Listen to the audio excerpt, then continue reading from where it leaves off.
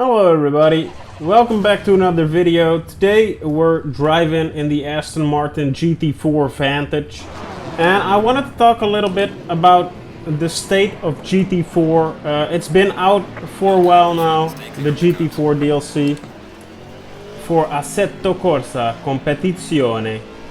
Let me know if that pronunciation is alright, but the GT4 DLC has been out for a little while now, and the state of it is not very optimal in my opinion. I think my opinion of the GT4 DLC is that it's very good. The cars are amazing. They fit perfectly on the tracks that are already in the game. They drive very differently from their GT3 counterparts, or at least in this game counterparts. And it provides a lot of variety to Assetto Corsa Competizione, and I think that's a very good thing. But I think a lot of fans or a lot of players of Assetto Corsa Competizione don't really think so, because I wanted to do this video versus other people. I wanted to drive in an online match, but there was one server that was populated with GT4 cars, or at least with one GT4 car. And I think that's a sad state of affairs, especially if you like to drive these cars.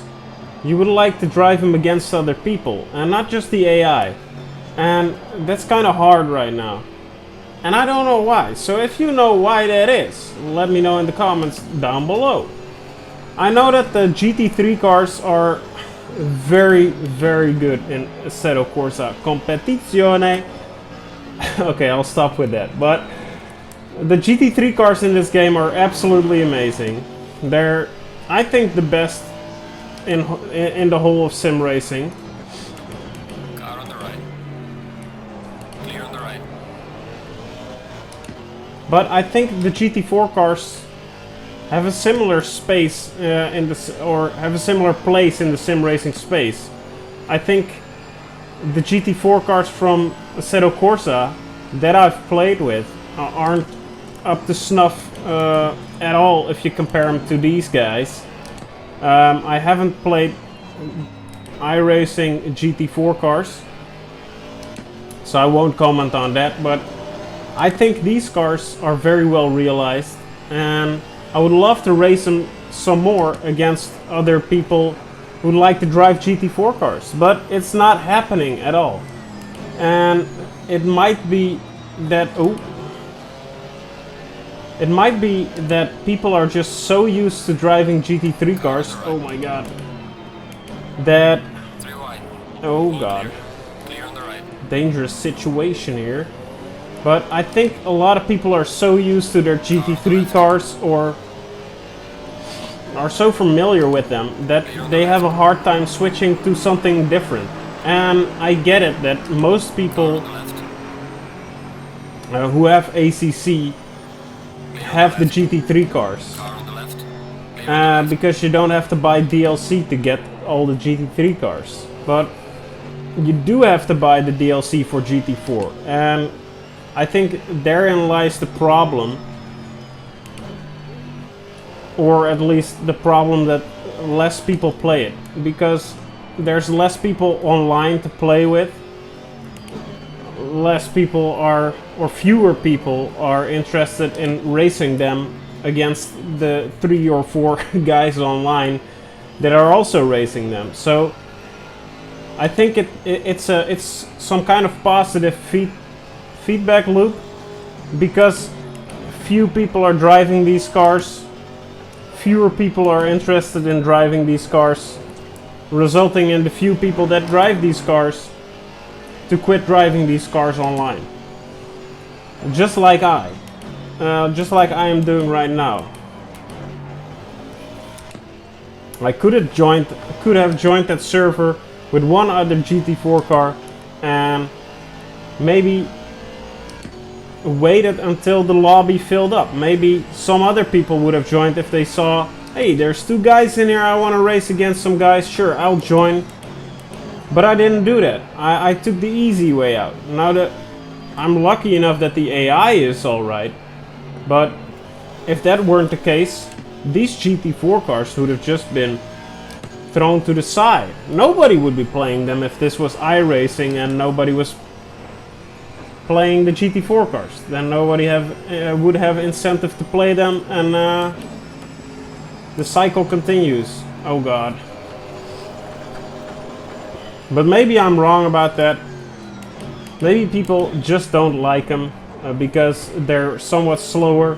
And who wants to drive a slower car when you can drive a faster car? Which is also a valid point. If you can drive a fast GT3 car, why downgrade to a slower version of it? Why would anybody drive a Vantage GT4 rather than a Vantage GT3? I don't know. That's very personal for everybody, I think. We are halfway through. Keep it up. I like how these cars handle very much, and that's why I like to drive them. They're somewhat more drivable by idiots like me, so that's good. And that means I think that a lot of people who like to go very fast don't drive these in ACC. I also saw a poll on the subreddit for ACC where somebody asked if they would be better off if they bought the Intercontinental GT pack or the DLC, the GT4 DLC pack. And I think you're better off with the GT4 DLC pack. But I have both the DLCs, so maybe I'm not the best man to answer that question. But 11 cars for 20 bucks, it's a steal. And 4 tracks for 15 bucks is also a steal. So that's why I bought both. But I guess that 4 tracks with the vehicles that are already in the base game provide a lot more diversity than buying a GT4 pack with it. I don't know. I'm just rambling right now. I'm just hoping to inspire you guys to also play with the GT4 cars and have some fun with the slow pokes, with us slow folks. You know, we don't always want to go very fast. And that's kind of my rant over this about the state of GT4 cars. It's maybe it's because it's in the afternoon in Europe that not a lot of people are online with the GT4 cars. But even when I play in the evenings, not that many folks want to get into it, you know? Sometimes I can join a mixed server, but then you're with... When it's a mixed server with 24 people, this is all just an example. But when you're in a mixed server with 24 people, it often happens to be 20 GT3 cars and it's just 4 GT4 cars. And whenever one spins out, you're with 3 GT4 cars, which is a bit discouraging. I mean, I love to race, but not with 3 people while GT3 cars are bullying you. I get that that is not everybody's idea of fun. Ooh, downshift a little too much.